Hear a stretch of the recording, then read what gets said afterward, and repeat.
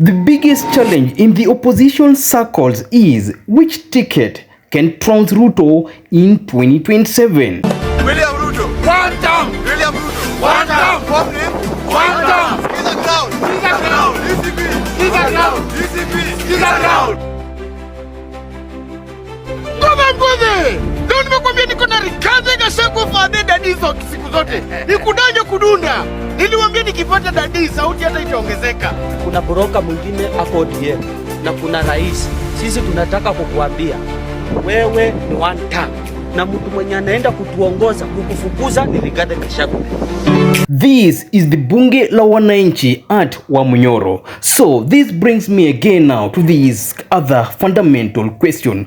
Could Mount Kenya and Ukambani create a new path to State House? Or will the current alliance collapse before 2027? Here is the full breakdown. You cannot purport to be speaking on behalf of 6 million. I'm not speaking on their behalf. I'm saying, okay, let me phrase it this way. I don't know whether you went to language school. For the people I have talked to, yeah, from my region, across several counties, yeah, they are telling me for how much they are feeling they are under siege from the likes of Duale, Kamkati and all these people. In 2027, they will put all their 6 million votes, give to one person, tell someone that we have given you a gift of 6 million votes, either ujitafutie hizo zingine na usitupatie kitu. Don't give us a presidency. And the people you're talking about, these are people you worked with up until July 8th. No, I'm talking about the people on the ground. No, yes, I heard that. Yeah? I'm talking about the people you're speaking against their sentiments. So what? You worked with them until July 8th. So what? Did you ever belong? So what? So what? I have always called out what is wrong. I have always called out my cabinet colleagues.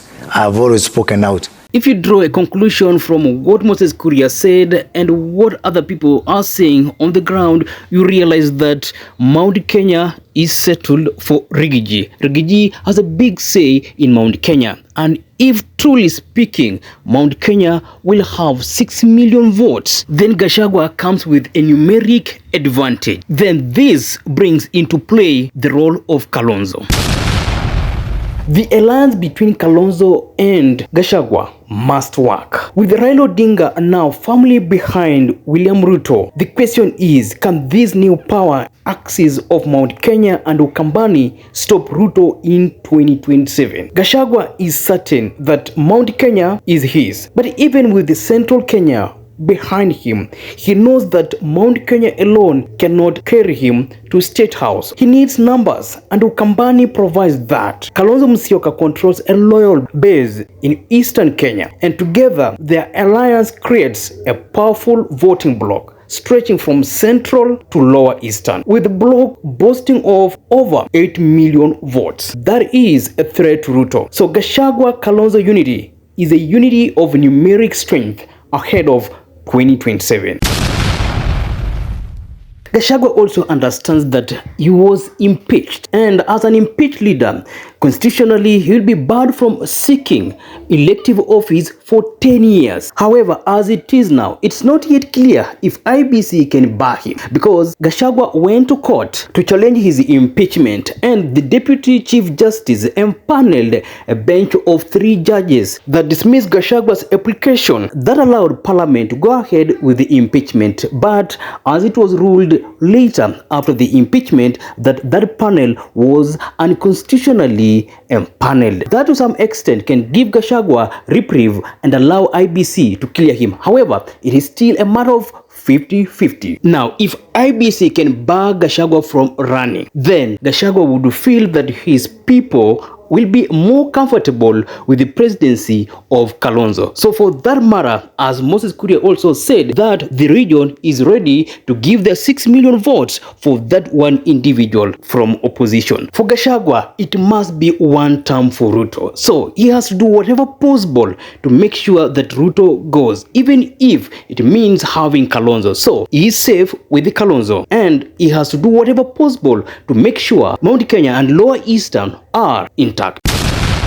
For Kalonzo, the Gachagua partnership is more than survival. It is the last chance at the presidency after years of playing second fiddle to Raila. Kalonzo sees a window. With Raila endorsing Ruto, he has no option but to seek fresh ground. Gachagua offers him leverage, visibility, and possibly a path to the deputy presidency or the presidency. This is Kalonzo's shot to shake off the perennial deputy tab to Raila. I said that this may be Kalonzo's last stab at the presidency because the 2032 politics will likely be different. Because it is possible for Kalonzo to lose relevance by 2032, making it hard for him to run in 2032.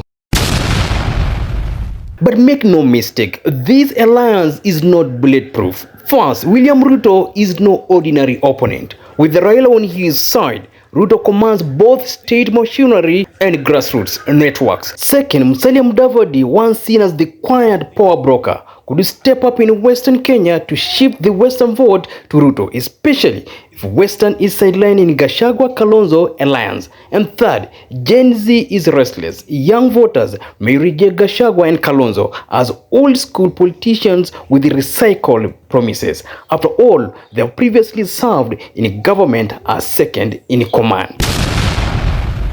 So what does this mean for 2027? Kenya is heading into a three-horse race, the Raila-Ruto pact versus the Gachagua-Kalonzo axis, with Gen Z as the unpredictable third force.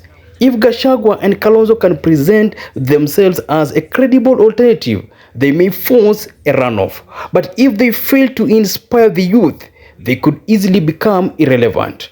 Prophets of doom, as Ruto calls his critics. We must refuse the discouragement of the naysayers and the pessimists, the prophets of doom. The Gachagua-Kalonzo alliance is bold, risky and explosive. It could redefine Kenya's political map or collapse before it even begins. One thing is certain, the 2027 election is no longer just about Raila and Ruto. It's about the survival of political heavyweights and the rise of new ones. What do you think? Can Gachagua and Kalonzo stand up to the Raila-Ruto machine, or are they fighting a losing battle? Drop your thoughts in comments below, and don't forget to like, share and subscribe for more deep political analysis.